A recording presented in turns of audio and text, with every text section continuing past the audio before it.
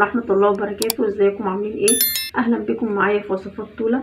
النهارده هنعمل مع بعض وصفة سهلة وبسيطة، وبسكوت. هو بسكوت بيتشرب مع كوباية شاي بلبن كده، طعمه حلو قوي. هو بسكوت الشابورة. مقاديره سهلة وبسيطة وسريعة جدا، هنعمله مش هياخد مننا وقت. نبتدي نسمي الله ونشوف مقاديرنا ايه. كوباية وربع دقيق. احنا طبعا عارفين كوبايتنا معيارية واحدة اللي بنعاير بيها كل مقاديرنا، فاحنا هناخد كوباية وربع دقيق، عليهم دوت حبة البركة ويانسون. تمام كده. معايا بيضتين بدرجة حرارة الغرفة. معايا سمنة على زبدة 100 جرام اللي هي نص كوباية سمنة على زبدة. نص كوباية سكر برضو هي 100 جرام. معايا فانيليا. معايا 5 جرام بيكنج باودر. ومعايا الخل، هنحط معلقة زي ما احنا متعودين طبعا مع بعض بنعمل كده في كل وصفة. نبتدي نسمي الله وناخد حاجتنا ونشوف هنعمل ايه. اول حاجة باخد السمنة على الزبدة واضربهم شوية في المضرب، وهرجع اوريكم شكلهم ايه عشان بس صوت المضرب وما يضايقكمش.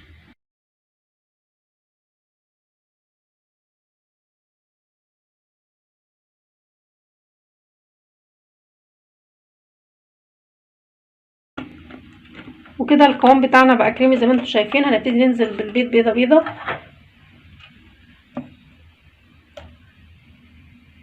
وهنزل بالفانيليا كمان،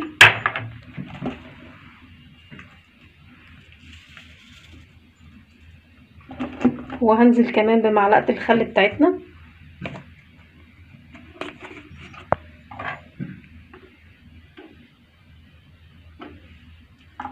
وارجع تاني اضربهم واحط البيضه التانية. كده القوام بتاعنا اهو زي ما انتم شايفين. نبتدي نسمي الله كده، نحط البيكنج باودر على زي ما انتم شايفين، وننزل بيهم على الخليط بتاعنا.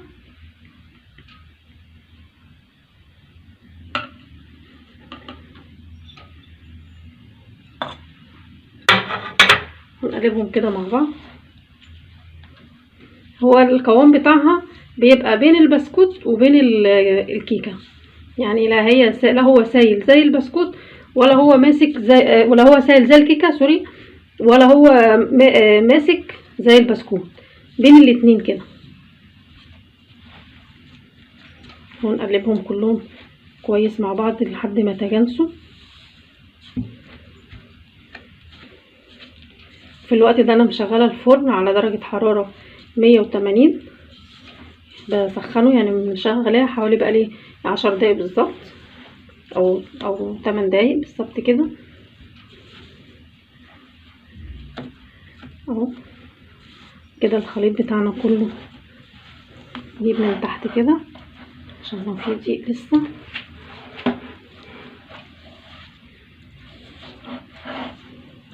في الوقت ده بقى احنا عاملين ايه؟ في عندنا قالب مبطنينه بورق زبده اهو زي ما انتم شايفين كده، ومجهزينه عشان نحط الخليط بتاعنا ده جواه، وندخله فرن درجة حرارة 180 زي ما قلت لكم، ويكون متسخن من قبل كده زي ما قلت لكم. برضو القوام بتاعه ما بين البسكوت وما بين الكيكه.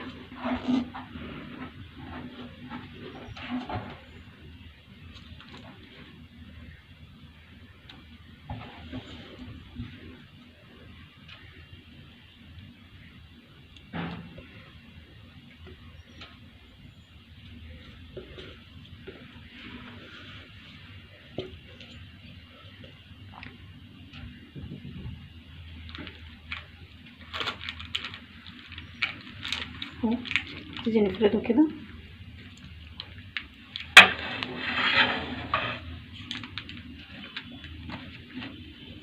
هفرده كده زي ما انتم شايفين وادخله الفرن، وكده خلاص اهو.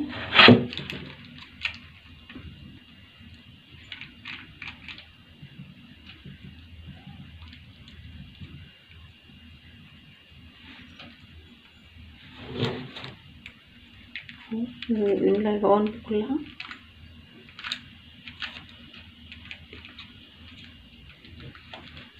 وهدخله الفرن وهنرجع نشوف هنعمل بعد ما يستوي، نشوف هنعمل فيه. هو بياخد بالظبط حوالي 25 دقيقة. بعد ما هيستوي هنشوف هنعمل فيه ايه، واستنوني. وبكده يبقى الشابورة خرجت معانا اهي من الفرن زي ما انتم شايفين. وانا قطعت واحدة سلايس كده، شايفين السوا بتاعها.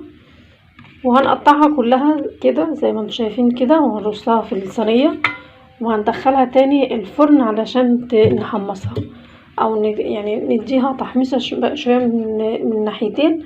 وهقطعها وارجع لكم تشوفوا احنا عملنا ايه. استنوني. وكده احنا قطعناها وزي ما انتم شايفين كده اهي. هندخلها بقى الفرن تتحمص شويه، وهنرجع نشوف شكلها النهائي مع بعض. واستنوني. ورجعت لكم تاني. وكده الشابورة بتاعتنا خرجت من الفرن وزي ما انتم شايفين اللون بتاعها حلو ازاي. هتجربوها وهتشوفوا وصفه سهله، مقاديرها بسيطه، طعمها حلو قوي. بتدوب كده مع كوبايه شاي بلبن، وهتجربوا وهتشوفوا. يا ريت اشوف تعليقاتكم واشوف رايكم في الوصفه بتاعتنا ايه. واستنونا دايما في وصفات كتيره جديده مع طوله. وما تنسوش اللايك والشير، تفعيل الجرس والاشتراك في القناه.